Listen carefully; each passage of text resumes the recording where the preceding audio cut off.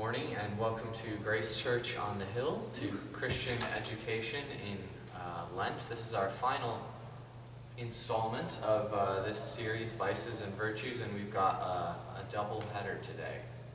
Yes, we have, let's see, got to put my glasses on. We have envy and love, pride and humility. Yeah, so A double whammy. Thank you for joining us for our final installment, and Susan, why don't you take us away? Well, I just wanted to talk to a little bit about envy. Envy is not really a sin if you just say, I envy you that you are taller than I am. I envy you that, that's just sort of normal conversation. Envy is the kind of emotion where you actively want something that somebody else has, and you're willing to do something to get it. And so envy is not really a benign kind of emotion. It's an active sin. I envy you that, so I'm going to make sure that I get it and you don't have it. That's the other part of it. You don't have it. It's all about me. Self-centeredness. It's all about me. There's lots of stories about envy in the scriptures. I'm thinking about Cain and Abel. That certainly is a story of envy that does not lead to good things. Yeah, maybe showing some of the interconnections of vices there. Yes. Envy leading to anger. Leading to murder, exactly. And also when you think about, how about David and Bathsheba? He envies Uriah's wife, and then he actively does something negative to make sure that Bathsheba becomes his wife rather than Uriah's wife. Yeah. So it isn't just, oh, she's pretty, or it'd be nice to be married to her, she's so kind to everybody. It's, I'm going to make sure that she becomes my wife by doing something evil to another person. So envy is a very active kind of a sin that, as you said, leads to other sorts of sins. Now, of course, there is the alternative, which would be love rather than envy. I mean, and again, I'm not talking about the kind of envy where you sort of offhandedly wish that you had written that book or something. But talking about the kind that is actively negative. Love substitutes for envy. Love is the sort of the counterpoint of envy, and allows one to participate in the joy that another person has. I like that sense of participation.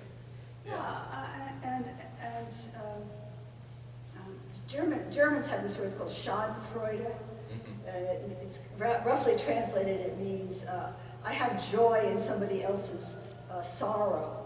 Well, love doesn't allow for joy in somebody else's sorrow. It only allows for joy.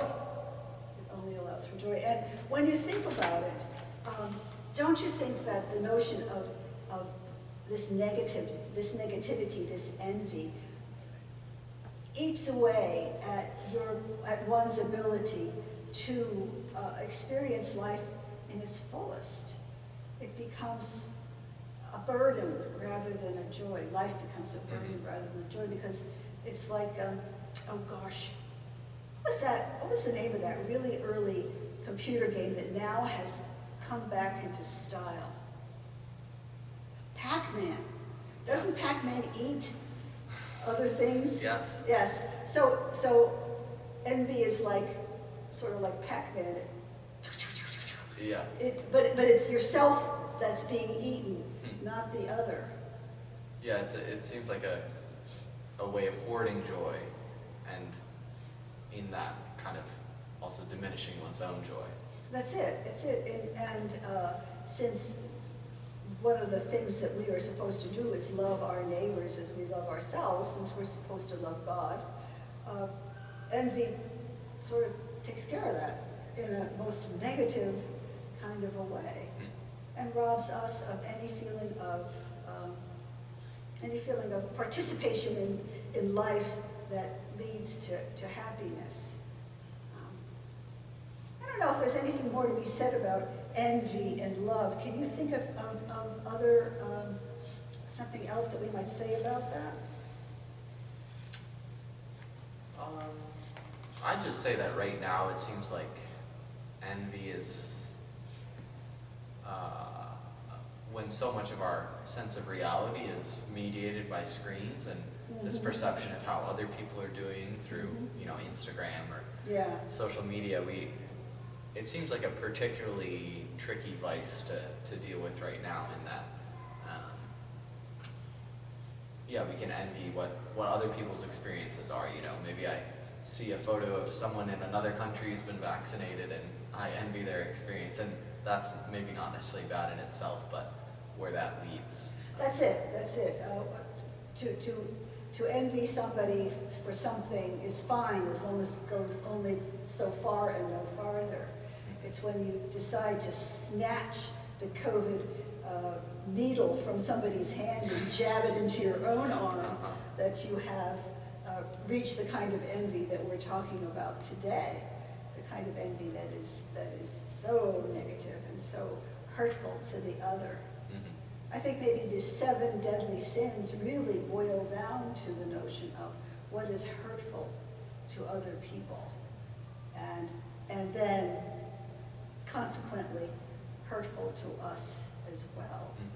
So envy, I think, is a big one. It's not something we really think about all that much, I don't think, but maybe most of us have more benign envies than the kind of envy that we're talking about. Yeah, it's a little bit less, it seems a little more internal than some of the other ones, like, yes. I don't know, lust or anger. These things seem like they've got pretty direct, manifestations, but envy seems like it could warp you in a way that's not necessarily evident. And envy, perhaps, I love what you just said, because envy can have a subtle target, whereas anger, lust, you sort of name the target, you know what the target is. Yeah. It's always somebody else, it's the other. But envy is kind of a devious one.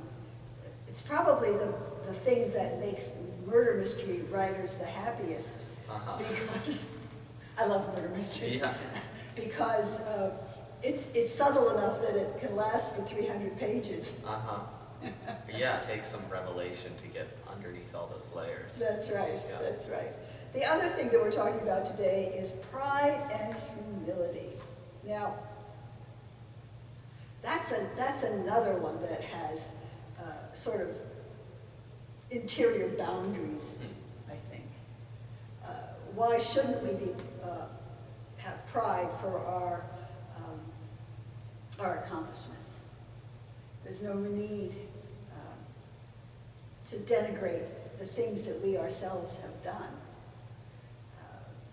The same way, humility has that negative context too, where, oh shucks, I won the Nobel Prize. Oh, it was nothing. It was nothing. I just found the cure for X, Y, and Z, but it's nothing. No, I think we're allowed to have the kind of pride that lets us name what we have done. The kind of pride, however, that goes beyond that naming and insists upon, therefore I'm number 1 and everybody else is number 2, number 3, and number 5. That's the kind of thing that we're talking about today, is the kind of pride that sort of is like a balloon. It expands to the point where there's no room for anything else. Yeah, one of the images that comes to mind for me, I like that balloon image, is just like if you're having a conversation with someone and you notice that basically everything you say gets sort of diverted back into something about them. It seems like a good indication that that balloon has expanded a little past its It's point. kind of one-upmanship. Yeah, my child got straight A's. Well, my kid got straight A pluses. You know, it's please, as they say in seminary. What do they call a seminarian who receives, after they are ordained, if they receive all A's? They call them pastor. And what does a seminarian who receives all C's get what are they called after they're ordained? Pastor. Mm-hmm. You know, it's all about the heart. It's not about I don't know, the stuck-upness or something, you know. I got all A's, by the way. I'm sure. Pastor. Exactly. Yeah. In today's culture, I think it's fair to say that humility is not something that people admire. Everybody seems to be pounding their chest, and I realize that if you don't blow your own horn, who's going to do it? I mean, there is that. But there is perhaps a difference between claiming your accomplishments, claiming your talents, and overselling those same talents. Do you think that's fair to say? Yeah. There seems to be a sort of anxiety about not getting one's due and not getting enough attention. That doesn't seem like it's healthy in that response. Whereas humility to me seems like it shows someone's really secure in who they are and what they've done, and they don't feel a need to, you know, constantly be drawing attention to themselves. Or elbowing somebody else out of the way, Yeah. you know? Pride is not necessarily negative, just as happiness is not negative. I mean, you can be proud of your family, you can be happy in your family, you can be happy and proud of your work, happy in your work, all those kinds of things. There's nothing negative about that. Again, it's when you take those things and you push them to the extreme, when the only thing is me, it's all about me, it's always been about me, there's nobody else but me. And at the same time, humility becomes negative when it's, oh, I never do anything, I'm just a worm, that kind of thing, you know. Which in its own way seems to sort of draw attention back to oneself in the sense that,